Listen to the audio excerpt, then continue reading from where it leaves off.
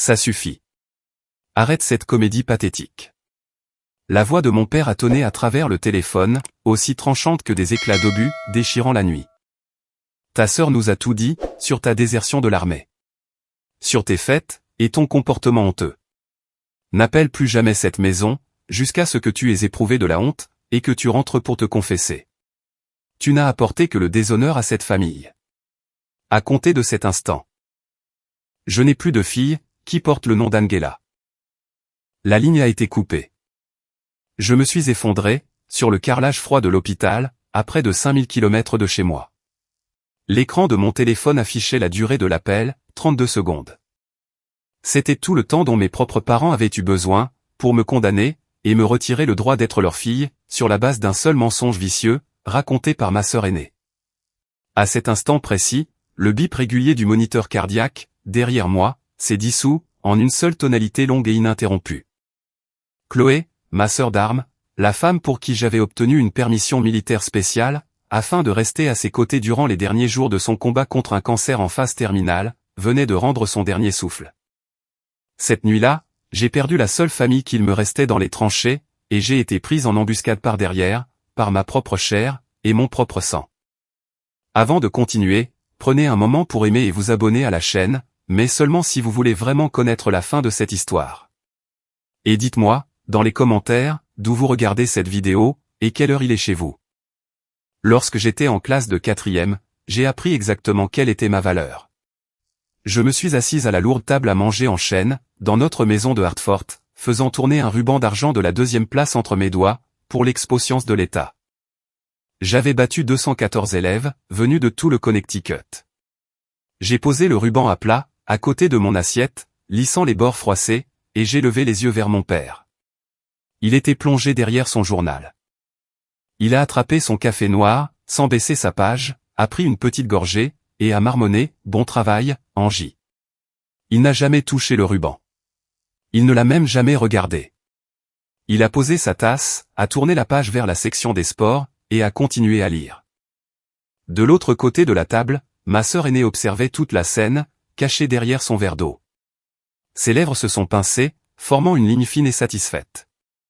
Elle a repris sa fourchette, et a recommencé à manger, sa posture un peu plus droite, le menton un peu plus haut. Elle venait de voir mon père m'ignorer, et cela la nourrissait.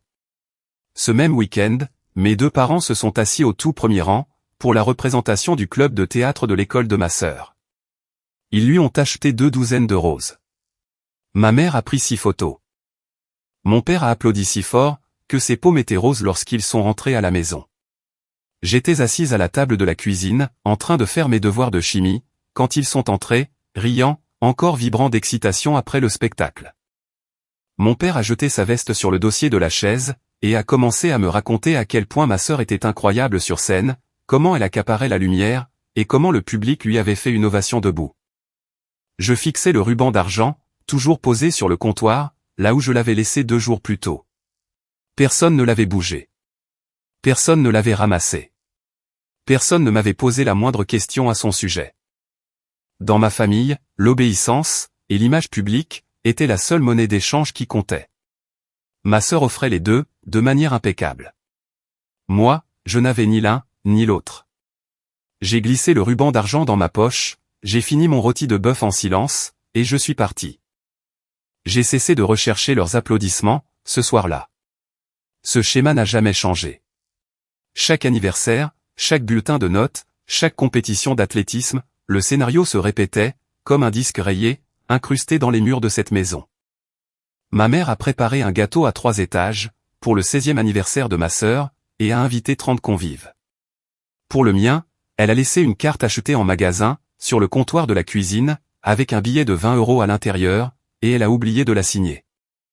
Mon père a conduit ma sœur à chaque répétition du club de théâtre, pendant 4 années consécutives, attendant dans le parking, en lisant son journal, jusqu'à ce qu'elle ait terminé. Quand j'ai remporté un concours régional de biologie, et que j'avais besoin d'être déposé à la cérémonie de remise des prix, à 40 minutes de là, il m'a dit de prendre le bus. J'ai pris le bus. Je me suis assise sur la banquette arrière, tenant mon certificat dans une pochette en plastique, regardant les lampadaires défiler à travers la vitre sale. J'avais 15 ans, et je comprenais déjà les mathématiques de la situation. Ma sœur était l'investissement. J'étais la dépense superflue. J'ai remplacé mon besoin de leur amour par un besoin de discipline extrême. Je me suis plongé dans les manuels de biologie et dans l'entraînement physique. Je courais 3 miles chaque matin, avant l'école. Je disséquais des grenouilles, dans le garage. J'ai mémorisé chaque os du corps humain, pendant que ma sœur mémorisait ses répliques, pour la prochaine pièce de théâtre de l'école. La dynamique de toute la maisonnée a basculé, le jour où le courrier est arrivé, pendant ma dernière année de lycée. Je suis entré dans la cuisine, et j'ai laissé tomber une enveloppe épaisse et lourde, sur le comptoir en granit. Elle portait le sceau officiel de l'université des services en uniforme. Mon père a arrêté de mâcher sa nourriture. Il a ramassé l'enveloppe, sentant le poids du papier officiel du gouvernement, entre ses doigts rugueux. Il l'a retourné lentement, lisant l'adresse de l'expéditeur, à 2 reprises. Puis, il m'a regardé. Ses yeux ont finalement enregistré mon existence physique, pour la première fois en 18 ans. Peut-être que tu deviendras enfin un vrai soldat, Angie, a-t-il dit, sa voix portant un poids étrange et inconnu, celui du respect. Il a reposé l'enveloppe avec soin, presque avec révérence, comme si elle risquait de se briser, s'il la serrait trop fort. Ma mère a immédiatement attrapé le téléphone fixe. Elle a commencé à appeler les voisins, se vantant bruyamment de sa fille militaire. Elle faisait les 100 pas dans la cuisine, le fil du téléphone tendu à l'extrême, récitant le nom de l'université 3 fois, pour s'assurer que Madame Patterson, la voisine d'à côté, l'entende correctement. Mais je n'ai pas regardé mes parents. J'ai regardé ma sœur, de l'autre côté de la table. Elle souriait. C'était un sourire crispé, mathématiquement calculé, qui s'arrêtait net au niveau de sa lèvre inférieure. Ses yeux étaient morts et froids. 2 pierres sombres, posées sur un visage de porcelaine. Mon entrée dans la lumière venait de déclencher, chez elle, son ultime instinct de survie. En endossant un uniforme, j'étais devenu une menace active, pour son monopole sur la fierté de nos parents. Elle a posé sa fourchette, avec un claquement sec, contre l'assiette en porcelaine. Elle a plié sa serviette. Elle s'est excusée de table, sans terminer son repas. J'ai entendu la porte de sa chambre se fermer, avec un clic doux et délibéré. Ce clic était le premier coup de feu tiré. Au cours de la semaine suivante, ma sœur a exécuté sa première manœuvre tactique. Elle m'a bombardé d'appels téléphoniques doux et excessivement enthousiastes. Elle s'asseyait sur mon lit, les jambes croisées, serrant mon oreiller contre elle, et me demandait mon programme d'entraînement. Elle m'apportait un café de la cuisine, et me demandait les noms de mes officiers commandants. Elle m'a emprunté mon ordinateur portable, pour chercher l'emplacement de la base, et a demandé l'adresse de ma caserne. Elle notait tout, dans un petit carnet rose, en souriant en permanence. Je lui ai donné absolument chaque détail, supposant bêtement, qu'elle se souciait enfin de sa petite sœur. Je lui ai remis l'exacte intelligence, dont elle avait besoin, pour exécuter l'assassinat de ma réputation. J'ai préparé mon sac de sport militaire, je l'ai prise dans mes bras pour lui dire au revoir sur le pas de la porte, et je suis parti pour ma formation de base, totalement inconsciente d'avoir moi-même armé mon bourreau. Durant ma 3e année dans l'armée, mon monde s'est effondré de l'intérieur. Ma colocataire, et compagne d'armes, la soldate de première classe Chloé Jenkins, a commencé à cracher du sang, lors d'un footing matinal. Elle s'est pliée en 2 sur la piste en gravier, les mains posées au sol, une tache rouge vive s'étalant sur la terre, sous son visage. Les médecins militaires ont rendu leur verdict, en moins de 72 heures. Cancer du pancréas, stade 4, en phase terminale.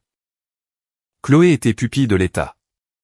Elle n'avait pas de parents, pas de frères et sœurs, aucun contact d'urgence dans son dossier, à part moi. Elle n'avait que moi.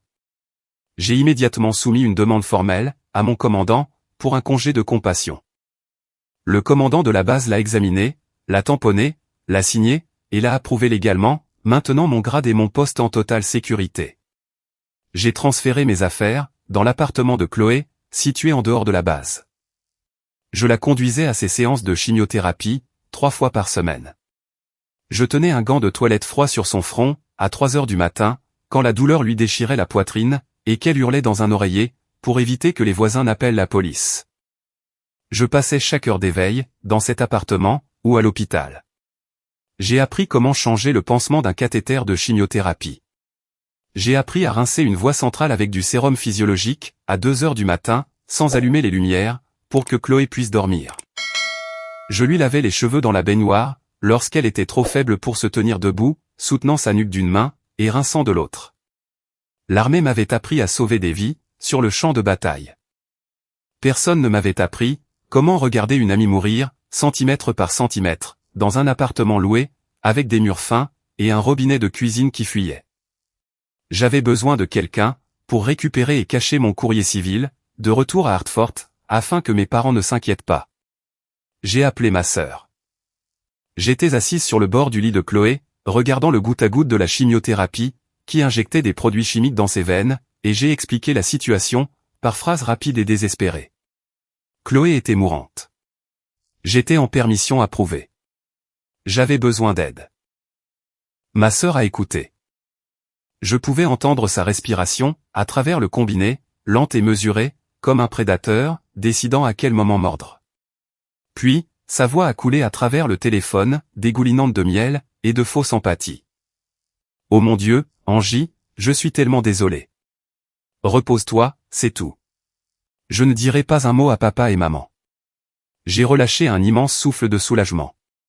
Mes épaules sont retombées. Je l'ai remerciée 2 fois. Je lui ai dit que je l'aimais. Elle m'a répondu la même chose. Sa voix était chaleureuse, convaincante, parfaitement jouée. L'actrice avait toujours été meilleure que le soldat, pour cacher son véritable visage.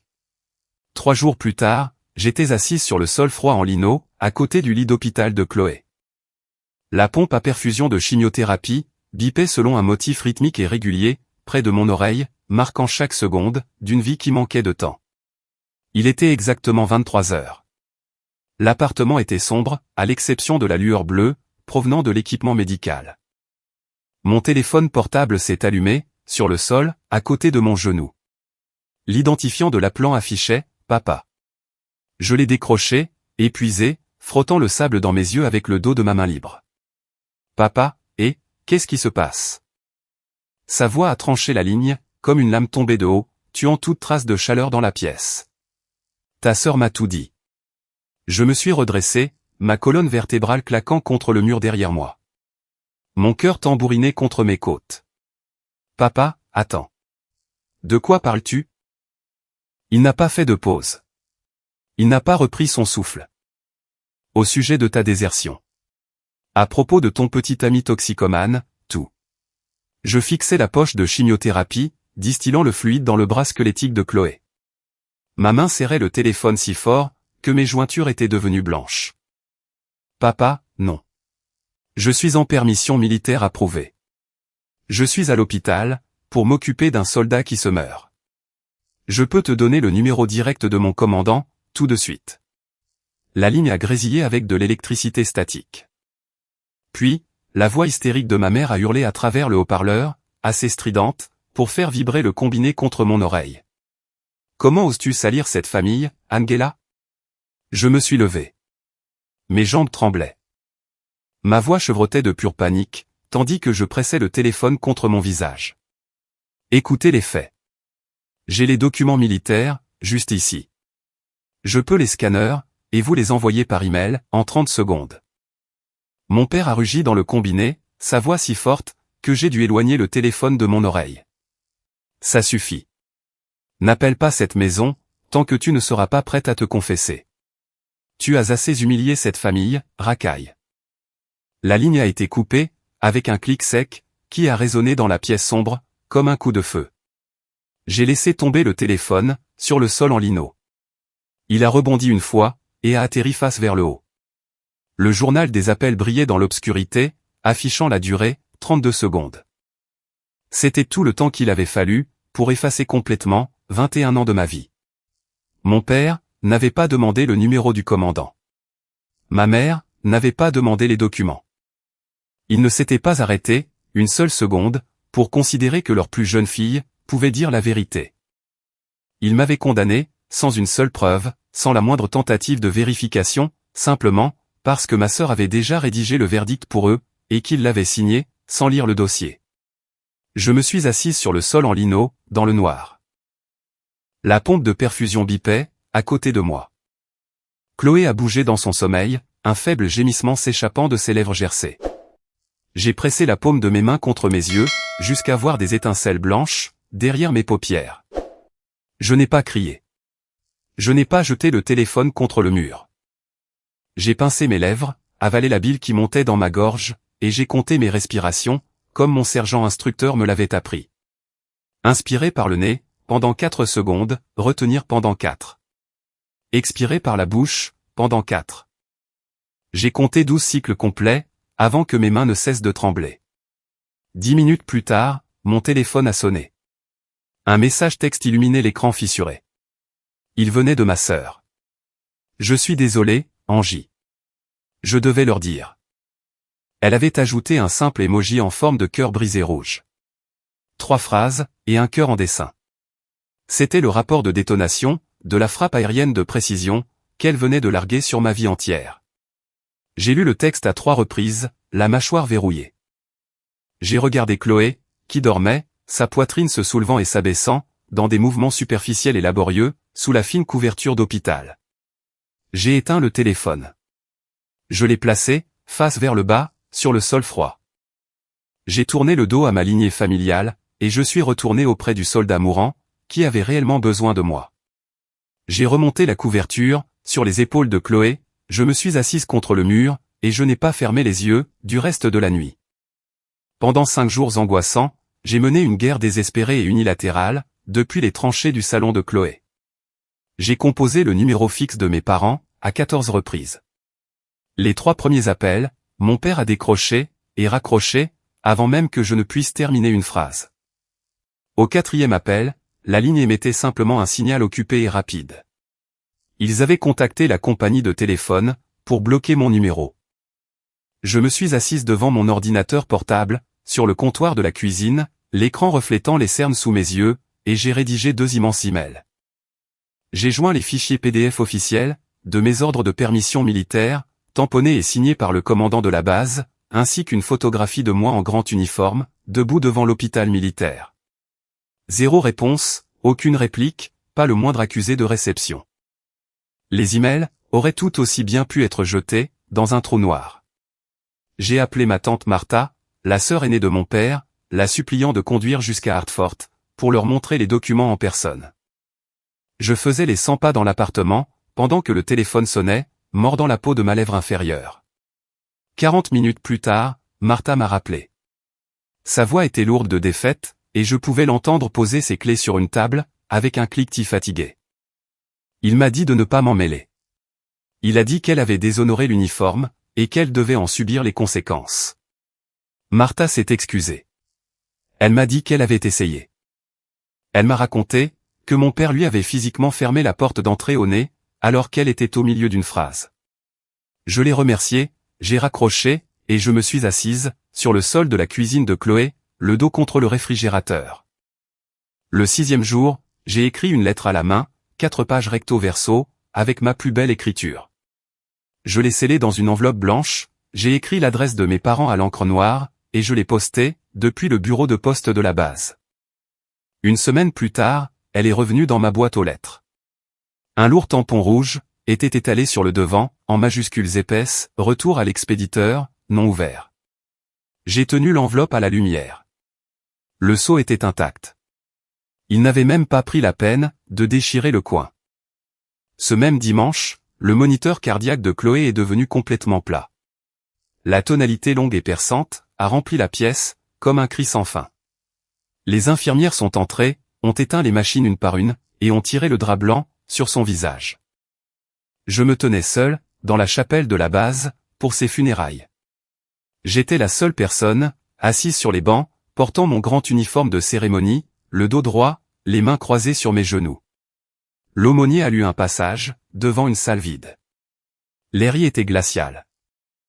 Je n'ai pas versé une seule larme. Lorsque je suis retourné à notre appartement, pour emballer ses affaires dans des boîtes en carton, j'ai trouvé un post-it jaune, collé sur ma lampe de bureau. J'ai instantanément reconnu son écriture brouillonne de gauchère. L'encre était baveuse, là où sa paume avait traîné sur les lettres humides. Termine la mission, Angela. Deviens l'officier médical, que je sais que tu seras. Ne laisse jamais t'aligner, dicter qui tu es. J'ai décollé la note de la lampe, je l'ai pliée soigneusement en deux, et je l'ai placée dans la poche de ma poitrine, juste sur mon cœur. J'ai arrêté de pleurer, pour toujours. J'ai plié mon chagrin en un carré serré, et je l'ai enfermé dans une boîte, que je n'ouvrirai plus jamais. Je me suis transformé en machine. Je suis retourné en service actif, j'ai contracté des dettes étudiantes massives, et j'ai travaillé de nuit, de manière interminable et brutale. L'armée ne se soucie pas de savoir si votre famille vous a renié. Une garde de traumatologie de 12 heures ne devient pas plus courte, juste parce que vous avez passé votre pause déjeuner à hyperventiler dans la réserve de munitions, agrippant les bords d'une étagère métallique, jusqu'à ce que les tremblements s'arrêtent. J'ai verrouillé mes émotions, de la même manière qu'un chirurgien clampait une artère qui saigne. Rapidement, proprement, absolument. J'ai étudié jusqu'à ce que mes yeux brûlent, et que les caractères du manuel se fondent, en forme grise sur la page. J'ai opéré, jusqu'à ce que mes mains soient tellement percluses de crampes, que je devais écarter mes doigts avec mon autre main, sous l'évier chirurgical. Je prenais mes repas debout, enfournant de la nourriture froide dans ma bouche entre deux gardes, parce que m'asseoir me donnait l'impression de perdre du temps. Je dormais 4 heures par nuit, parfois 3, mon alarme réglée sur un volume, capable de réveiller les morts. Les nuits où je n'arrivais pas à dormir du tout, j'allais à la salle de sport de la base, et je courais sur le tapis, jusqu'à ce que mes jambes lâchent. Ensuite, je rentrais chez moi, dans le noir, et je recommençais à étudier. J'ai obtenu mon diplôme, en tête de ma promotion. J'ai été nommé officier, et j'ai obtenu une résidence en chirurgie d'élite, au centre de traumatologie de Fort Vanguard. Le soir où j'ai reçu ma lettre d'acceptation, je me suis assise, seule, dans mes quartiers, tenant le post-it jaune de Chloé d'une main, et une bouteille d'eau de l'autre. J'ai lu ces mots une dernière fois, j'ai plié le papier, et je l'ai remis dans la poche de ma poitrine. À Fort Vanguard, j'ai construit une nouvelle forteresse, à partir de zéro. Le major général Evelynet m'a trouvé en premier. C'était une femme aux cheveux gris acier, coupés court à hauteur de la mâchoire, avec des mains qui avaient réalisé plus de 3000 chirurgies, et des yeux capables de repérer un mensonge, à l'autre bout de la salle d'opération. Elle est entrée dans la baie chirurgicale, lors de mon premier jour, m'a regardé suturer une lacération sans prononcer un mot, et a hoché la tête une fois, lorsque j'ai terminé. Elle est devenue la mère que j'avais perdue, guidant mes mains dans le bloc opératoire, corrigeant ma posture lors des présentations, et me rappelant de manger, lorsque j'oubliais de le faire, pendant 16 heures d'affilée. Ensuite, j'ai rencontré Marcus. C'était un avocat du JAG, avec des yeux profonds et calmes, et une voix qui ne s'élevait jamais au-dessus du volume d'une conversation normale, peu importe l'intensité de la dispute. Nous nous sommes rencontrés, à la cafétéria de la base. Il s'est assis en face de moi, sans invitation, a remarqué que je lisais une revue médicale, tout en mangeant des pâtes froides, et m'a demandé ce que j'étudiais. 6 mois plus tard, un samedi soir, je me suis assise sur le bord du canapé, dans son appartement en dehors de la base, et je lui ai raconté toute l'histoire de ma famille. Chaque détail. Le ruban d'argent, l'appel téléphonique, Chloé, la lettre retournée. J'ai parlé pendant 45 minutes, sans m'arrêter. Quand j'ai fini, la pièce était plongée dans un silence absolu. Marcus n'a pas offert de pitié. Il n'a pas incliné la tête, et n'a pas cherché à prendre ma main. Il m'a simplement regardé, avec ses yeux calmes et constants, et a dit, « Tu mérites mieux. » 2 ans plus tard, nous nous sommes mariés. Il y avait très exactement 30 invités, dans la chapelle. Le père de Marcus, un colonel à la retraite, avec une poignée de main ferme, et des feuilles de chêne argentées sur son uniforme de cérémonie, m'a offert son bras, et m'a accompagné jusqu'à l'hôtel. Le faire-part de mariage, que j'avais posté pour Hartford, est revenu dans ma boîte aux lettres, 3 jours avant la cérémonie, totalement non ouvert. Le même tampon rouge, était étalé sur le devant, tout comme pour la lettre, il y a 5 ans. Je l'ai passé dans la déchiqueteuse, sans cligner des yeux, et j'ai regardé les confettis blancs disparaître dans le bac. Il y a 6 mois, mon mari Marcus m'a fait asseoir à l'îlot de notre cuisine. Il portait encore son uniforme du JAG, le col déboutonné, la mâchoire crispée. Il a posé sa tasse de café sur le comptoir en granit, avec un bruit sourd, qui m'a indiqué que ce ne serait pas une conversation banale.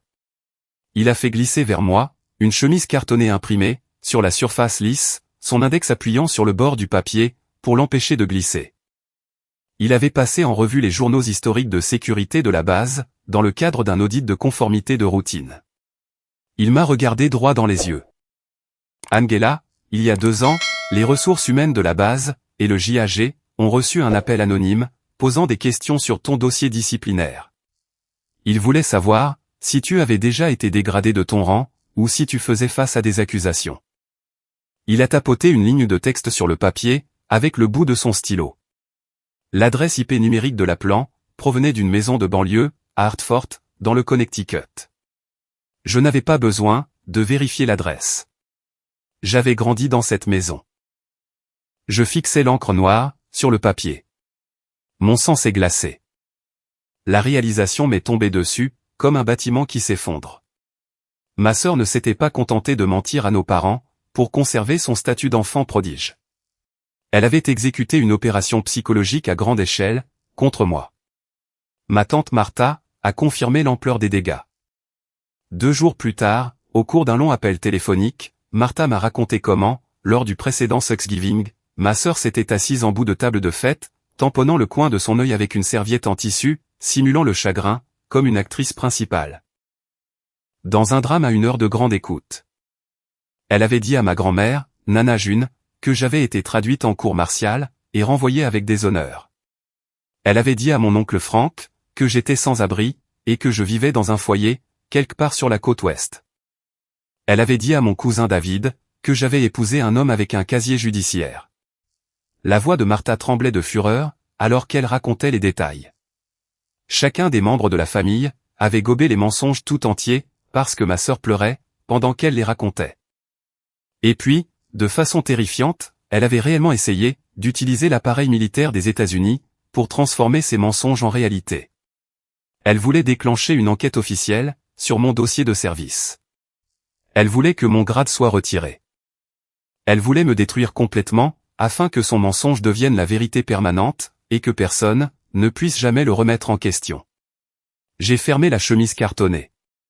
J'ai regardé Marcus. Il m'a regardé en retour, son expression calme, mais ses yeux acérés. J'ai posé ma paume à plat sur le comptoir, et j'ai appuyé, jusqu'à ce que le granit donne l'impression de repousser ma main. Marcus s'est penché au-dessus du comptoir, et a posé sa main sur la mienne. Il n'a pas dit un mot. Il n'en avait pas besoin. L'avocat en lui avait déjà monté le dossier. Le soldat en moi avait déjà classé les renseignements. Ma sœur n'avait pas fait une erreur. Elle n'avait pas agi sous le coup de la confusion ou du chagrin. Elle avait exécuté une opération psychologique multifrontale et soutenue, sur 5 ans, conçue pour m'effacer définitivement des registres familiaux, et pour détruire ma carrière militaire, de l'extérieur. Elle avait essayé de transformer le gouvernement des États-Unis en son arme personnelle. Et lorsque cela a échoué, elle a doublé la mise sur le front familial, m'enterrant plus profondément encore, sous des couches de tragédie fabriquées de toutes pièces, si épaisses, que même tante Martha avait eu du mal à creuser à travers. La sœur, que j'avais prise dans mes bras sur le pas de la porte, n'était pas seulement une menteuse. C'était une combattante active, qui avait mené une guerre contre moi, pendant une demi-décennie, alors que j'étais occupé à sauver des vies, et à gagner des galons. Marcus a serré ma main une fois, fermement et délibérément. J'ai retiré ma main, j'ai pris le dossier cartonné, et je l'ai enfermé dans le coffre-fort inifugé, de l'armoire de notre chambre. 6 mois ont passé. Le souvenir s'est dissipé. J'ai été brusquement ramené au présent. Mon beeper de traumatologie a hurlé, vibrant violemment contre ma hanche. J'ai bondi de ma chaise de bureau, renversant ma tasse de café à moitié vide. Le liquide noir s'est répandu sur les documents que j'étais en train de lire. Je ne me suis pas arrêté pour nettoyer. Traumatisme de niveau 1. Accident de voiture. Femme, 35 ans. Traumatisme abdominal fermé. Hémodynamique instable. Heure d'arrivée estimée, 8 minutes. Le message d'alerte brillait de manière aveuglante sur le petit écran.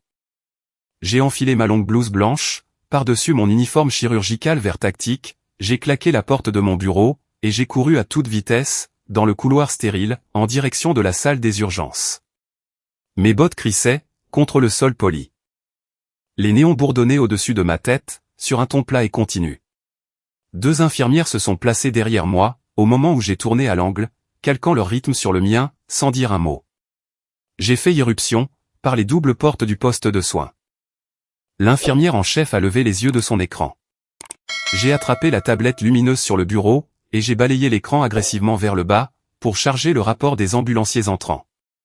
L'écran s'est rempli des données de la patiente. J'ai cessé de respirer. Les muscles de mon cou se sont bloqués. Ma prise sur la tablette s'est resserrée, jusqu'à ce que la coque en caoutchouc se plie vers l'intérieur sous mon pouce. Le nom me fixait, dans une lumière bleu crue, contre le fond blanc. Patiente, Vanessa Morris.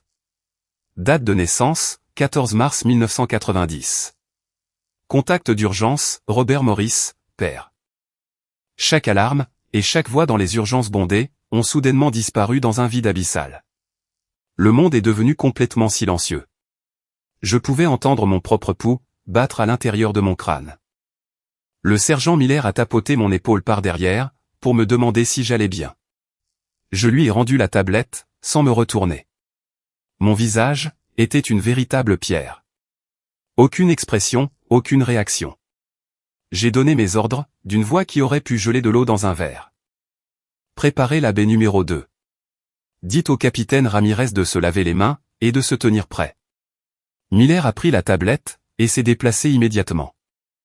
Les sirènes hurlaient, à l'extérieur des portes du garage des ambulances, devenant de plus en plus fortes, amenant les fantômes de mon passé, directement sur ma table d'opération. Je me tenais devant l'évier chirurgical, l'eau brûlante coulant sur mes mains, rendant ma peau rose vif, sous les lumières crues de la chirurgie. J'ai séché chaque doigt individuellement, avec une serviette stérile, je suis entré dans la salle d'opération numéro 2, et j'ai gardé les mains levées devant ma poitrine, paume vers l'avant. J'ai regardé directement le capitaine Ramirez, de l'autre côté de la table d'opération. Le corps sur la table était recouvert de champs stériles bleus. L'anesthésiste a fait un signe de tête, depuis l'arrière du respirateur. Les moniteurs cardiaques bipaient, dans un rythme mécanique régulier. Le protocole militaire, en matière de conflit d'intérêts, était absolu et non négociable. J'ai parlé sèchement, ma voix portant clairement par-dessus les bips. Le patient est de ma famille. Si je perds ma concentration, vous prenez le relais. Ramirez a plongé ses yeux dans les miens, et a hoché la tête, tendue. Il s'est positionné directement en face de moi, ses mains gantées reposant sur le champ stérile, prêt à m'arracher le scalpel des mains, à la seconde où mon sang-froid vacillerait. J'ai tendu la main droite. Le technicien chirurgical a placé le scalpel, dans ma paume, avec un claquement métallique. Pendant 3h40, j'ai occulté chaque souvenir. J'ai occulté l'appel téléphonique. J'ai occulté l'émoji cœur brisé. J'ai occulté le tampon rouge, sur la lettre retournée. J'ai opéré, avec une discipline militaire froide et absolue. J'ai clampé les vaisseaux, un par un, chaque pince hémostatique s'enclenchant en place, comme le barillet d'un revolver. J'ai retiré la rate rompue. J'ai réparé la capsule hépatique déchirée, avec une suture continue, mes doigts se déplaçant, en arc lisse et précis. Ramirez m'a observé tout le temps. Il n'a pas eu besoin d'intervenir, pas une seule fois. À 6h45 précise, j'ai placé le dernier point de suture. Le nœud était serré, propre, et centré. Ma sœur était en vie. Ramirez a reculé de la table, et a proposé d'aller parler à la famille, dans la salle d'attente. J'ai retiré mes gants en latex ensanglantés, je les ai retournés, et je les ai jetés dans la poubelle pour risque biologique. Non, ce cas est le mien. J'ai descendu le long couloir blanc, en direction de la salle d'attente chirurgicale. Mes sabots de bloc, couinaient contre le carrelage à chaque pas. Je pouvais voir mes parents, à travers la cloison vitrée, au bout du couloir. Ils étaient assis de façon rigide, sur les chaises en plastique, leur corps raide, leur visage gris. Mon père était penché en avant, les coudes sur les genoux, regardant le sol. Ma mère serrait un mouchoir froissé dans son poing. Ils paraissaient 10 ans plus vieux, que la dernière fois que je les avais vus, c'est-à-dire, sur une photographie du téléphone de ma tante Martha, il y a 3 Noëls de cela. J'ai posé les 2 mains sur les lourdes doubles portes, et je les ai poussées. Les charnières ont grincé. Mes 2 parents ont levé les yeux, en même temps.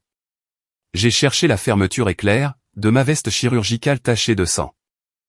J'ai attrapé la languette en métal, et je l'ai tirée vers le bas, d'un mouvement vif et délibéré, faisant glisser la veste de mes épaules, pour la laisser tomber sur le dossier de la chaise la plus proche.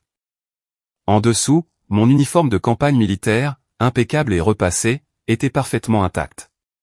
La feuille de chêne dorée, d'un major de grade au 4, brillait sous les lumières fluorescentes et crues. Ma bande patronymique noire, était cousue en lettres majuscules sur ma poitrine. Major Angela Morris, chef du service de chirurgie traumatologique. Mon père s'est levé d'un bond de sa chaise en plastique. Les pieds de la chaise ont grincé contre le carrelage. Il s'est avancé, la main à moitié levée. Officier, ma fille. Il s'est figé au milieu de sa phrase, les yeux rivés sur l'insigne doré de major, sur ma poitrine. Ils sont restés fixés dessus, pendant de longues secondes.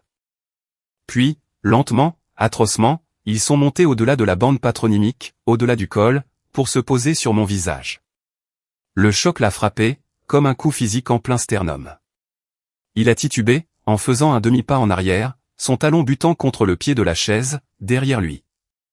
Une seconde plus tard, ma mère a levé les yeux de son mouchoir froissé, a haleté, et a enfoncé ses ongles dans le bras de mon père, si fort, que le tissu de sa veste s'est froissé sous son emprise. Je n'ai pas bronché. J'ai gardé ma posture rigide, mes bottes écartées à la largeur des épaules, mes mains croisées dans le dos. Ma voix est sortie avec un ton plat et professionnel, exactement de la même manière que je présentais les briefings post-opératoires, aux familles que je n'avais jamais rencontrées. Monsieur et Madame Morris, je suis le Major Morris, chef de la chirurgie. Votre fille Vanessa a passé le cap critique. Elle est en soins intensifs. Ma mère s'est précipitée en avant, sanglotant mon nom, les deux bras tendus vers mon visage. J'ai fait un demi-pas en arrière, un mouvement tactique sec, plantant fermement mon pied arrière sur le carrelage, refusant le contact physique. Elle a trébuché, et s'est rattrapée sur la coudoir de la chaise la plus proche. La voix de mon père a craqué, comme une branche sèche. « Tu es officier ?» a-t-il balbutié, ses yeux faisant des allers-retours, entre l'insigne et mon visage, comme si son cerveau ne parvenait pas à réconcilier les deux. J'ai hoché la tête une fois, une simple inclinaison contrôlée de mon menton. Ma mère a caché son visage dans ses mains, son corps plié en avant. « Nous pensions que tu avais déserté, » a-t-elle dit. « Que tu errais dans les rues. » Je les ai fixés. Mon visage était un masque de glace sculpté. Pas un seul muscle ne bougeait. Rien de tout cela n'est vrai. Mon père a désespérément tenté de regagner son autorité patriarcale perdue. Il a redressé le dos, a bombé le torse, et a haussé la voix, comme il le faisait quand j'étais enfant, et qu'il voulait que tout le monde obéisse. Ce n'est pas le moment pour ça. Ta sœur est en soins intensifs. Je l'ai coupé, avant même que la dernière syllabe ne franchisse ses lèvres, ma voix claquant comme un fouet à travers la salle d'attente. Je viens de passer 3h40 à m'assurer qu'elle ne meurt pas. Alors oui, je sais exactement où elle est. La bouche de mon père s'est ouverte. Aucun son n'en est sorti. Il a fait un autre demi-pas en arrière, et s'est effondré, dans la chaise en plastique derrière lui. Pile au bon moment, les doubles portes se sont ouvertes, derrière moi.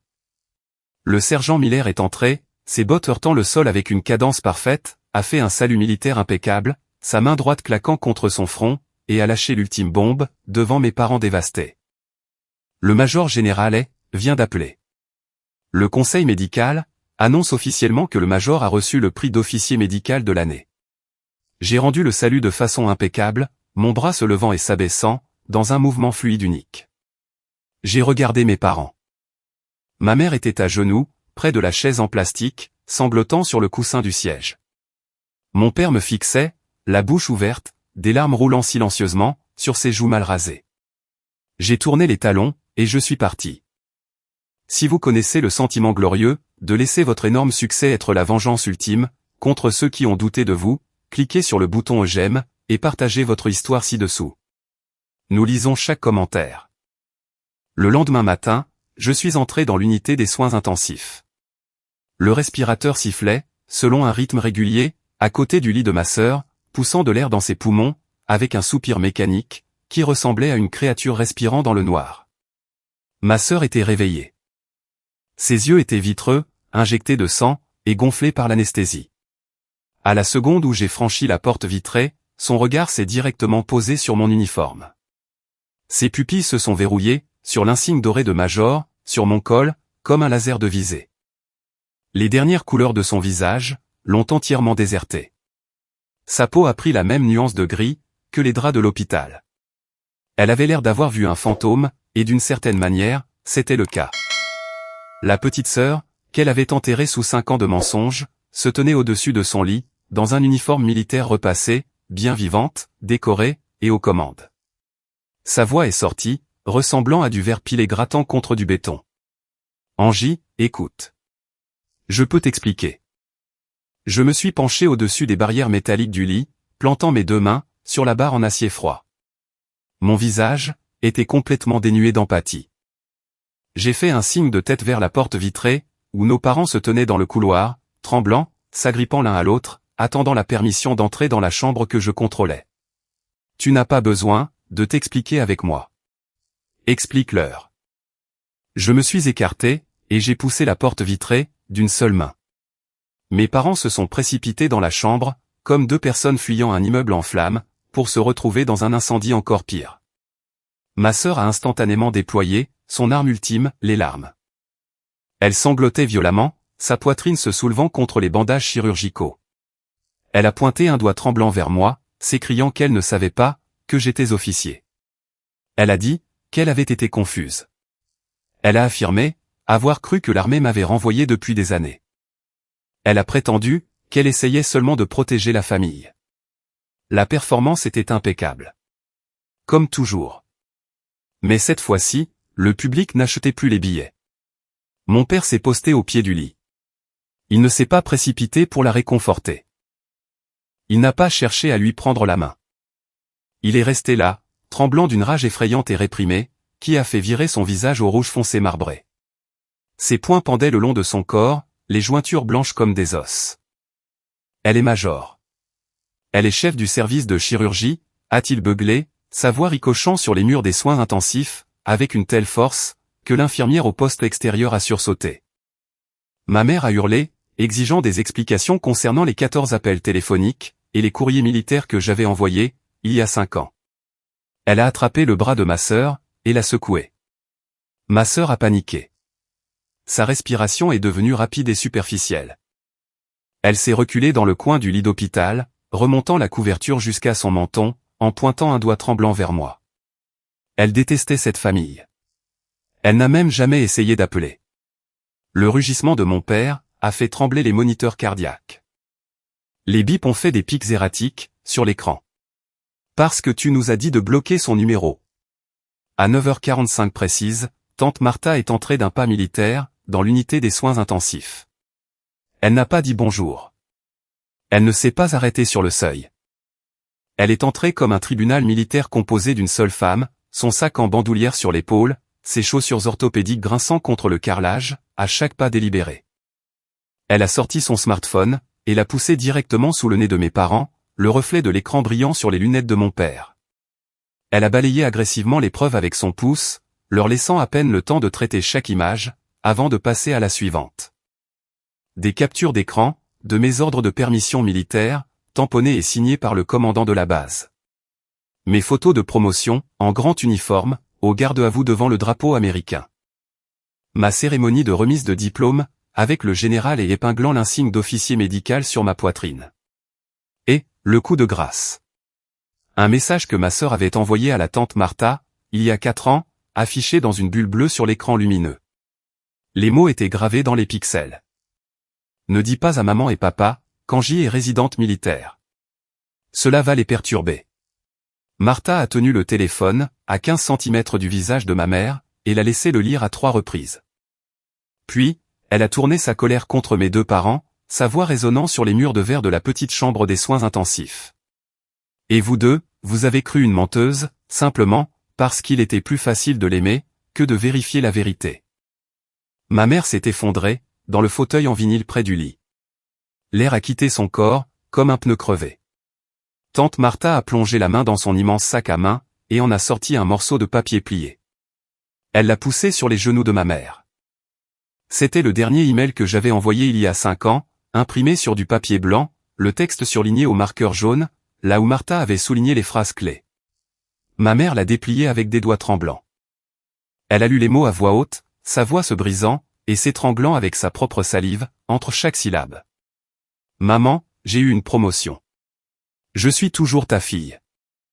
Elle s'est pliée en deux sur la chaise, gémissant dans une agonie absolue, le papier se froissant contre sa poitrine, alors qu'elle le pressait contre son corps. Martha n'a pas relâché la pression. Elle a retourné le couteau, directement dans la poitrine de mon père, sans sourciller. Vous avez raté son mariage. C'est le père de Marcus, qui l'a conduite jusqu'à l'hôtel. Mon père a tourné le dos à la pièce. Il a appuyé son front contre la vitre froide, pressant ses deux paumes à plat, contre la surface. Ses larges épaules se soulevaient. Pour la première fois, en 62 ans, le patriarche pleurait. Son reflet le fixait depuis la vitre, déformé et brisé. Il m'a supplié de réparer tout cela. Il s'est retourné, le visage trempé, la voix cassée, et dépouillé de la moindre once d'autorité qu'il n'avait jamais exercée. Il a dit qu'il ferait n'importe quoi. Il a dit qu'il était désolé. Il a répété ces mots, encore et encore, comme un homme récitant une prière, qu'il ne savait pas comment terminer. Je me suis avancé, et j'ai levé la main droite, dans un geste de halte militaire sec. Paume en avant, doigt droit. Il s'est tu immédiatement. Je crois que vous êtes désolé. Mais être désolé, n'est que la ligne de départ.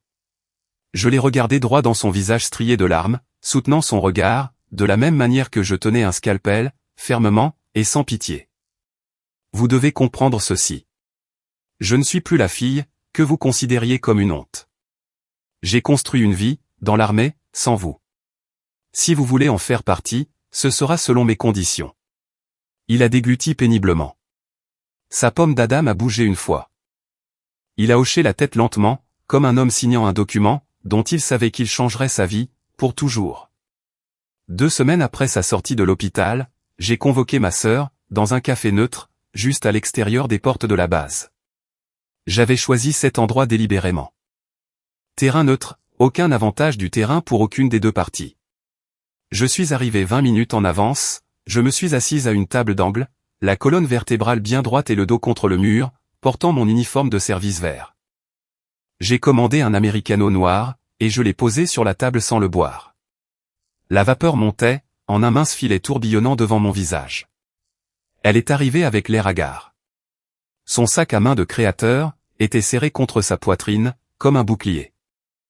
Ses cheveux, n'étaient pas lavés, tirés en un chignon en désordre, à la base de son crâne. Les cernes sous ses yeux, étaient plus profonds que ceux que j'avais accumulés, pendant ma résidence. Elle a tiré la chaise, s'est assise, et a immédiatement commencé à scruter mon visage, à la recherche d'une faille, d'un signe de douceur, de n'importe quoi, qu'elle pourrait exploiter. Je ne lui ai pas proposé de lui payer à boire. Je n'ai pas souri. Je ne lui ai pas demandé comment elle se sentait. Je l'ai regardée, et j'ai prononcé un seul mot. Pourquoi? Cette syllabe a atterri sur la table entre nous, comme une grenade dont on a retiré la goupille. Elle a tenu le coup, pendant environ 4 secondes. Puis, le faux masque a glissé de son visage, comme du plâtre mouillé, tombant d'un mur. Son menton a tremblé, sa lèvre inférieure s'est repliée vers l'intérieur. Elle a regardé mon uniforme, la feuille de chêne dorée, la bande patronymique, l'insigne chirurgical, épinglé au-dessus de ma poche de poitrine. Parce que tu étais sur le point de devenir, tout ce que je ne pouvais pas être. Elle a tout avoué. Les appels téléphoniques, les mensonges à nos parents, les fausses larmes à Thanksgiving, l'appel anonyme au JAG. Elle a admis avoir essayé de signaler mes ordres militaires comme falsifiés, mais l'armée avait ignoré sa plainte, car la documentation était en béton. Elle s'est assise dans ce café, et a démantelé 5 ans de guerre psychologique, en 15 minutes, sa voix devenant plus faible à chaque phrase, jusqu'à ce que je doive me pencher en avant, pour l'entendre. Je n'ai pas réagi. Je l'ai laissé se vider, comme une gourde percée d'une balle au fond. J'ai fait glisser un bloc-notes juridique jaune, sur la table en bois. Le papier a fait un bruit de raclement sec, contre la surface. L'armée ne m'a pas protégé, Vanessa. Elle a protégé la vérité. J'ai énoncé mes conditions irrévocables. Je parlais par phrases courtes et saccadées, de la même manière que je donnais des instructions post-opératoires. Je lui ai dit que je ne la bannirais pas légalement. Je lui ai dit que je n'étais pas intéressé par la vengeance, mais qu'elle avait une dette massive à payer, et que le paiement était non négociable. Elle devait rédiger des aveux complets, détaillant chaque mensonge spécifique, qu'elle avait raconté au cours des 5 dernières années, et l'envoyer par email aux 47 membres de notre famille élargie. Chaque tante, chaque oncle, chaque cousin, chaque grand-parent. Tu vas corriger chaque histoire, une par une, ai-je ordonné, tapant sur la table avec mon index, assez fort, pour faire trembler ma tasse de café intacte. Elle fixait le grain du bois de la table. Ses mains tremblaient tellement, qu'elle a dû les appuyer à plat, contre la surface, pour arrêter les tremblements. Elle a hoché la tête dans une défaite totale, son menton plongeant vers sa poitrine. Dès le lendemain, j'étais assise en face de mes parents, dans mon bureau officiel, sur la base. La pièce était petite et fonctionnelle. Un bureau en métal, 2 chaises de l'autre côté, un drapeau américain dans un coin, et une photo encadrée du général Hay, sur le mur derrière moi. Mes parents étaient assis sur les 2 chaises, comme des accusés dans une salle d'audience, le corps raide, les yeux baissés. J'ai ouvert le tiroir de mon bureau, et j'en ai sorti une carte de visite blanche. Je l'ai posée sur le bureau, je l'ai fait glisser sur la surface avec 2 doigts, et j'ai regardé mon père la ramasser. Thérapie. Pour vous 2. 2 fois par semaine. Il s'est immédiatement hérissé. Sa vieille fierté toxique s'est enflammée, derrière ses yeux, comme une veilleuse allumant le gaz. Il a lu le nom de la psychologue sur la carte, l'a retournée, a lu l'adresse au dos, et l'a reposée sur le bureau, d'un coup dédaigneux. Notre famille ne fait pas ce genre de choses, Angie. Je me suis penché sur mon bureau, posant mes 2 mains à plat, sur la surface métallique. Mon alliance a cliqueté contre l'acier. Ma voix est descendue d'une octave, froide et absolue, avec le même ton que j'utilisais, lorsqu'un jeune officier essayait de bâcler le travail, dans ma salle d'opération. C'est exactement pour cela, que nous sommes assis ici, monsieur. Le mot « monsieur » a atterri comme une gifle. Il n'était pas mon officier commandant. Il n'était pas le patriarche de ma maison. C'était un homme, assis dans mon bureau, dans mon bâtiment, sur ma base, à qui on dictait ce qu'il devait faire, par la fille qu'il avait jetée aux ordures. Il a dégluti difficilement, ses yeux se baissant vers le sol. Il a fixé ses propres chaussures, pendant 5 longues secondes. Puis, il a ramassé la carte de visite blanche, l'a pliée en 2, et l'a mise dans son portefeuille en cuir, sans ajouter un mot. Ma mère l'a regardé faire. Elle a pincé les lèvres, et a hoché la tête une fois, un geste à peine visible. Je ne leur ai pas crié dessus. Je n'ai pas pleuré. Je n'ai pas élevé la voix, au-dessus du niveau d'une conversation, pendant toute la réunion. Je les ai traités exactement, comme un peloton défaillant, qui avait besoin d'une restructuration sévère. Ils n'étaient pas mes ennemis. Ils n'étaient pas les méchants de l'histoire. C'étaient 2 personnes, qui avaient pris des décisions catastrophiques, parce qu'ils avaient préféré le confort, à la vérité. Et maintenant, ils devaient apprendre, à la dure, pourquoi ils avaient trouvé si incroyablement facile, d'exécuter leur propre fille, sans procès. Je me suis levé de mon fauteuil. J'ai ajusté mon uniforme, tirant le bas de ma veste vers le bas avec mes 2 mains, lissant le tissu sur ma ceinture. Le geste était délibéré. Il signalait que la réunion était officiellement terminée. Mes parents ont reconnu le signal. Ils se sont levés silencieusement, repoussant leur chaise, avec un doux raclement contre le lino. Ma mère a tendu la main vers la mienne, en passant devant mon bureau. Je l'ai laissé serrer mes doigts pendant 2 secondes, puis j'ai relâché. Mon père s'est arrêté à la porte, s'est retourné, et a ouvert la bouche pour dire quelque chose. J'ai soutenu son regard, et j'ai secoué la tête, une seule fois. Pas maintenant. Il a fermé la bouche, a hoché la tête, et est sorti de mon bureau. Ils ont quitté le bâtiment ensemble, marchant dans le long couloir en béton, comprenant enfin qu'ils n'étaient plus les commandants de ma vie. C'était moi qui donnais les ordres, désormais. 3 jours plus tard, mon téléphone portable a vibré sur mon bureau, pendant une session de paperasse. Je l'ai attrapé. Une notification de mes emails. Ma sœur avait appuyé sur envoi. L'email de confession a atterri simultanément, dans les boîtes de réception de 47 proches, à travers le pays. Il contenait 3 paragraphes, francs et humiliants, admettant 5 ans de mensonges pathologiques, et de manipulation systématique. Elle a nommé les mensonges spécifiques. Elle a précisé les dates. Elle a identifié les proches précis, qu'elle avait trompés. Elle a admis avoir inventé ma désertion, ma cour martiale, mon statut de sans-abri, et mon soi-disant mari criminel. Elle a avoué avoir appelé le JAG. Elle a avoué avoir convaincu nos parents de bloquer mon numéro de téléphone et de me renvoyer mes lettres, sans les ouvrir. Les répercussions ont été instantanées et brutales. Mon téléphone a sonné 10 minutes plus tard. C'était ma grand-mère, Nana June. Sa voix tremblait d'une fureur que je n'avais jamais entendue chez une femme octogénaire. Elle avait été prise pour une idiote par sa petite fille préférée, et la trahison la blessait plus profondément que nous ne l'aurions imaginé. Elle exigeait de savoir pourquoi personne n'avait vérifié la moindre affirmation. Elle exigeait de savoir pourquoi personne n'avait appelé l'armée directement. Elle a raccroché, sans dire au revoir. Au cours des 48 heures suivantes, la famille élargie n'a pas crié sur ma sœur. Ils ne lui ont pas envoyé de SMS furieux. Ils n'ont pas organisé de réunion de famille pour la couvrir de honte publiquement. Ils ont tout simplement cessé de répondre à ses appels. Un par un, les points verts à côté de son nom se sont éteints. Ce silence collectif, assourdissant, était une punition plus dure que tout ce que j'aurais pu infliger de mes propres mains. Un mois plus tard, je me tenais sur la scène brillamment éclairée, lors du gala annuel de médecine militaire. Les lustres au-dessus de la salle de bal jetaient une lumière dorée et chaleureuse sur 300 officiers en tenue de soirée. Je portais mon uniforme de cérémonie, le tissu bleu marine foncé repassé avec une précision chirurgicale, chaque bouton poli, chaque pli aligné. Le général s'est avancé, depuis l'arrière du podium, tenant un petit écrin en velours. Elle l'a ouvert, a soulevé la médaille de l'officier médical de l'année, et l'a épinglée sur ma poitrine, d'une main ferme et experte. Le poids du métal s'est posé sur mon sternum, petit, mais lourd. Je me suis avancé vers le podium, et j'ai posé mes deux mains sur les rebords en bois. J'ai regardé l'immense foule d'officiers, et leurs familles. J'ai vu Marcus, assis au premier rang, son uniforme de cérémonie du JAG absolument parfait, ses yeux calmes fixés sur les miens, un petit sourire fier sur ses lèvres.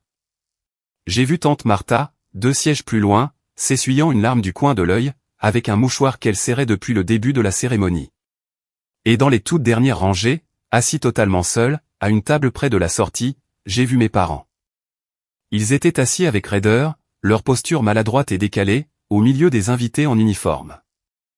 Mon père portait une veste de sport, qu'il avait clairement achetée pour l'occasion, l'étiquette dépassant encore à l'intérieur du col. Ma mère portait une robe sombre, les mains serrées sur ses genoux. Leurs yeux contenaient un mélange complexe, d'immense fierté, et de chagrin écrasant. Deux émotions luttant pour dominer, sur des visages qui avaient vieilli de plusieurs décennies, en l'espace de quelques mois. Je me suis penché vers le microphone. Le Larsen a sifflé une fois, puis s'est installé dans le silence. L'immense salle est devenue mortellement silencieuse. 300 personnes ont cessé de respirer, en même temps. J'ai regardé directement Marcus, et le général est. La famille n'est pas nécessairement celle avec qui vous partagez votre sang. Parfois, la famille, ce sont les camarades qui vous choisissent. Ma mère a couvert son visage de ses deux mains. Ses épaules tremblaient violemment, sous le fin tissu de sa robe. Marcus a fermé les yeux, et a hoché la tête une fois, lentement et délibérément. J'ai fait une pause. J'ai laissé le lourd silence peser sur la pièce, pendant 5 longues secondes. La lumière des lustres bourdonnait. Un verre a tinté, quelque part au fond. L'écho de mes mots s'est estompé dans les murs. Puis, lentement, j'ai détourné mes yeux du premier rang. Mon regard a voyagé à travers les tables du milieu, au-delà des capitaines, et des colonels et de leurs épouses, jusqu'au fond de la salle. J'ai trouvé mes parents. Mon père agrippait le bord de la table des deux mains, les jointures blanches, la mâchoire si serrée, que les muscles de son cou étaient visibles depuis l'autre bout de la salle de bal. J'ai soutenu son regard. Et parfois, ceux qui partagent votre sang, retrouvent leur chemin, aussi tard soit-il, mais ils sont là. L'emprise de mon père sur la table s'est relâchée, ses mains sont retombées sur ses genoux, sa tête s'est baissée. Ma mère a tendu la main sans regarder, et l'a posée sur la sienne. Après la cérémonie formelle, la salle de réception s'est remplie d'applaudissements, de rires, et des notes fluides d'un quartet de jazz, jouant dans un coin. Je me tenais près du bar, avec Marcus, acceptant les poignées de main et les félicitations des officiers supérieurs. J'étais au milieu d'une conversation, quand j'ai remarqué du mouvement, à la lisière de la foule. Mon père traversait la salle de réception. Il ne se dirigeait pas vers moi. Il a complètement contourné le bar. Il marchait en ligne droite à travers la foule, sa veste de sport boutonnée, les épaules droites, se dirigeant tout droit vers mon mari. Marcus l'a vu venir. Il a posé son verre d'eau gazeuse sur le bar, et s'est tourné, pour lui faire face. Mon père s'est arrêté à 1 mètre de distance. Il n'a pas tendu la main. Il s'est tenu au garde à vous, la posture rigide, les bras collés au corps, dans une imitation maladroite, mais sincère, d'une prestance militaire. « Je vous dois des excuses, mon fils, » a dit mon père, sa voix épaisse d'un lourd regret, à peine audible, par-dessus la musique jazz. L'homme qui l'a conduite à l'hôtel, aurait dû être moi. Marcus l'a regardé pendant un long moment. Il ne lui a pas fait un grand sourire. Il ne l'a pas pris dans ses bras. Il a simplement hoché la tête, offrant une reconnaissance sobre et respectueuse, qui portait plus de poids que n'importe quel mot. Mon père a expiré. Ses épaules sont descendues de 5 centimètres. Le patriarche s'était officiellement et publiquement rendu. Mes parents ont continué la thérapie. Ce ne fut pas une solution magique. Il n'y a pas eu de séance unique, où tout s'est mis en place, et où des décennies de dégâts ont été effacés, par un moment de révélation sur un canapé en cuir. Ce fut un travail lent, laborieux, et inconfortable. Ma mère a finalement confronté sa propre lâcheté, avec l'aide d'une thérapeute, qui ne l'a pas laissé se cacher, derrière ses larmes et ses détours. Elle s'asseyait dans ce bureau, 2 fois par semaine, et disséquait chaque moment, où elle avait préféré le silence à sa fille. Mon père a passé des heures, à déconstruire la fierté toxique, qui lui a presque coûté sa famille entière. Il a appris des mots, qu'il n'avait jamais utilisés auparavant. Responsabilité. Charge émotionnelle. Il les notait dans un petit carnet, que la thérapeute lui avait donné, son écriture serrée et angulaire, comme un homme, apprenant une nouvelle langue dans la soixantaine. Ma sœur a survécu à ses blessures, mais elle a gardé quelque chose, qu'aucune thérapie ne pourrait jamais effacer. Une immense cicatrice chirurgicale irrégulière, s'étirant sur son abdomen, de la cage thoracique inférieure gauche, jusqu'à l'os de la hanche. Chaque fois qu'elle se regardait dans le miroir, chaque fois qu'elle se changeait, chaque fois qu'elle atteignait quelque chose sur une étagère haute, et que le tissu cicatriciel tirait sur sa peau, elle voyait le travail chirurgical de cette sœur en uniforme, qu'elle avait tenté d'effacer. Je n'avais pas besoin de vengeance. Je n'en avais jamais eu besoin. Devenir une major d'élite, et la chef du service de chirurgie traumatologique, de l'un des hôpitaux militaires les plus exigeants du pays, étaient les pires représailles possibles. Mon excellence a été la déclaration la plus retentissante que j'ai jamais faite, et elle était permanente. C'était un dimanche matin, à la fin du mois de février. Une neige légère tombait sur l'allée de ma nouvelle maison, une demeure coloniale en briques de 3 chambres, que j'avais achetée avec Marcus, juste à l'extérieur de la base. Les flocons étaient petits et secs, collant à peine au béton. J'étais dans la cuisine, préparant du café, quand on a sonné à la porte. J'ai essuyé mes mains sur un torchon, j'ai traversé le couloir, et j'ai ouvert la lourde porte d'entrée en chêne. Mes parents se tenaient sur le porche. Mon père tenait une bouteille en verre de jus d'orange dans sa main droite, le nez rougi par le froid, ses gants en cuir rangés dans la poche de son manteau. Ma mère serrait une boîte de biscuits fait maison, contre sa poitrine. La même recette aux pépites de chocolat, qu'elle préparait quand j'étais à l'école primaire. Ils n'ont pas supposé qu'ils pouvaient simplement entrer. Ils ne se sont pas imposés de force, comme mon père avait l'habitude, de forcer toutes les limites dans la maison. Ils se tenaient sur le paillasson, leur respiration formant de petits nuages dans l'air froid, respectant le périmètre que j'avais établi. Mon père basculait son poids, de son pied gauche à son pied droit. Ma mère pinçait ses lèvres, et a cligné des yeux à 2 reprises. Je les ai regardés, tous les deux, pendant 3 longues secondes. Puis, je me suis écarté. « Entrez », ai-je dit doucement. Mon père est entré dans le couloir. Il s'est baissé prudemment et a délaissé ses bottes de neige, les retirant une par une, pour les placer côte à côte, sur le tapis en caoutchouc, près de la porte. Il s'est relevé, en chaussettes de laine, regardant la maison. Il n'était jamais entré auparavant. Ses yeux se sont déplacés lentement sur les murs. Il a observé la photo encadrée de ma remise de diplôme militaire, moi, serrant la main du général, pendant que Marcus se tenait derrière nous, en applaudissant. Il a regardé la photo de mariage, Marcus et moi, debout sous une arche de fleurs blanches, le bras de son père enlacé au mien. Il a regardé la petite photo encadrée de Chloé, qui se trouvait sur la table console du couloir, un cliché naturel d'elle, en train de rire pendant un exercice d'entraînement, le visage lumineux et vivant. Il a regardé chaque photo, comme un homme lisant un rapport, détaillant tout ce qu'il a raté. Il s'est raclé la gorge, balançant maladroitement son poids, d'un pied sur l'autre. Il s'est tourné vers moi.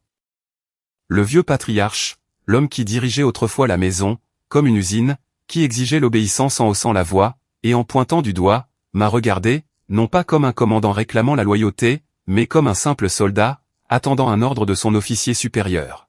« Je peux aider à quelque chose ?» a-t-il demandé. Sa voix était calme, incertaine, dépouillée de toutes les armes qu'elle portait autrefois. J'ai regardé cet homme de 62 ans, debout dans mon couloir, en chaussettes de laine, tenant une bouteille de jus d'orange, ravalant sa fierté, juste pour m'être utile. J'ai fait un signe de tête vers le comptoir de la cuisine. « Tu peux mettre la table. » Il s'est approché, avec des pas prudents et mesurés. Il a ouvert la porte du placard lentement, comme s'il avait peur de faire trop de bruit. Il a sorti les lourdes assiettes en céramique, une par une, en saisissant chacune à deux mains. Il les a comptées, silencieusement. 4 assiettes. Il les a portées jusqu'à la table de la cuisine, et les a déposées sur le bois, avec un soin minutieux, ajustant chaque assiette, du bout des doigts, pour s'assurer qu'elles étaient parfaitement alignées avec le bord de la table. Il a placé les serviettes, à côté. Il a disposé les fourchettes. Il a aligné les verres. Chaque mouvement était délibéré, presque révérencieux, comme s'il manipulait quelque chose de fragile, et de sacré, qu'il savait ne pas mériter de toucher. Ma mère s'est placée derrière moi, pendant que je versais le café. Elle a passé ses bras autour de ma taille, pressant ses paumes à plat contre mon ventre. Elle a posé son front, contre mon omoplate, juste entre les omoplates, à l'endroit exact où le post-it jaune de Chloé avait autrefois été plié, à l'intérieur de la poche de ma poitrine. Elle n'a rien dit. Elle a juste continué à me enlacer. Ce n'était pas parfait. C'était maladroit, et lourd, rempli de ce genre de silence, qui n'existe qu'entre des personnes, qui se sont blessées assez profondément, pour comprendre le poids de se retrouver dans la même pièce. Mais c'était réel. La neige continuait de tomber par la fenêtre de la cuisine. Marcus est descendu par l'escalier, s'est arrêté sur la dernière marche, et a observé la scène, sans un mot. Il s'est avancé, a tiré la 4e chaise, et s'est assis. Je suis le major Angela Morris. J'ai mérité mon grade. J'ai mérité mon nom. J'ai mérité le droit de me tenir dans ma propre cuisine, et de décider de qui s'assoit à ma table. Et lentement, selon mes propres règles d'airain, selon les conditions que je fixe, et les limites que j'impose, je m'autorise, à nouveau, à être une fille. Si vous avez survécu à la trahison familiale, et construit votre propre forteresse de paix, laissez un j'aime, et abonnez-vous à la chaîne. Partagez cette histoire avec quelqu'un qui a besoin de force pour faire respecter ses propres limites aujourd'hui. À la prochaine fois, restez fort.